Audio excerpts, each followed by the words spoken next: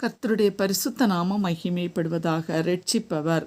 மத்தேயு 1:25. அவள் தன் முதற்பேரான குமாரனை பெருமளவும் அவளை அறியாதிருந்து அவருக்கு இயேசு என்று பெயரிட்டான். அவள் ஒரு குமாரனை பெறுவாள், அவருக்கு இயேசு என்று பெயரிடுவாயாக.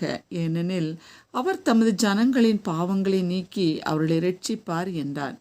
யூத பாரம்பரியத்தில் குழந்தைக்கு பெயரிடும் உரிமை அதன் தந்தைக்கே உரியது. எலிசபெத்தின் வயிற்றில் குழந்தை இருக்கும்போதே ஆண்டவர் அவன் பெயர் யோவான் என்று வெளிப்படுத்துகிறார். அவன் தகப்பனுடைய நாமத்தின்படி அதற்கு சகரியா என்று பெயரிடப் போகிறார் என்று எதிர்பார்த்து நின்றனர். ஆனால் அவன் தகப்பனார் எழுத்துப் பலகையை வாங்கி யோவான் என்று எழுதுகிறான். காண்கிறவர்கள் அனைவரும் ஆச்சரியப்பட்டார்கள் என்று பார்க்கிறோம். இந்த யோவான் தான் இரட்சிப்பின் தேவனை முதலாவது உலகுக்கு கூறுவதை வாசிக்கிறோம்.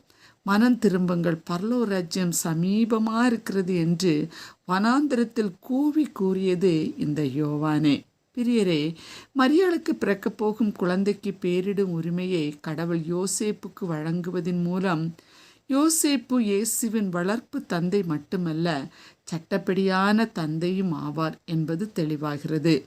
யோசேப்பு கடவுளின் கட்டளைப்படி மரியாளை தன் மனைவியாக ஏற்றுக்கொண்ட பின் பிறந்த குழந்தைக்கு இயேசு என்று பெயரிட்டார்.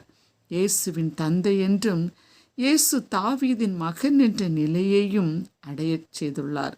இதை தியானிக்கும் நாம் ஒவ்வொருவரும் எதற்காக இயேசு அழைத்திருக்கிறாரோ அந்த அழைப்பை உறுதிப்படுத்த அவர் போதுமானவராயிருக்கிறார். என்னை விரும்ப நேசிக்க யாரும் இல்லை என்கிறீர்களா? யோசேப்பை போல ஆண்டவருக்கு மாத்திரம் கீழ்ப்படிந்து அவர் சத்தத்திற்கு நம்மை ஒப்பு கொடுப்போம். உலக இரட்சகராம் இயேசுவின் செல்ல பிள்ளைகளாக நாம் ஒவ்வொருவரையும் அபிஷேகம் பண்ணுவார். ஆமேன். ஜெபிப்போம். அன்புள்ள இயேசு சுவாமி, இந்த நல்ல நாளுக்காக உமக்கு நன்றி. எங்களை ஒவ்வொரு நாளும் இரட்சிப்பின் அனுபவத்தில் புதுப்பித்துக் கொள்வதற்காக இயேசு என்ற பாலகனை உலகுக்கு தந்திரே உமக்கு நன்றி. ஒவ்வொருவரும் காணும்படியான கிருபை செய். இயேசுவின் நாமத்தில் பிதாவே. ஆமென்.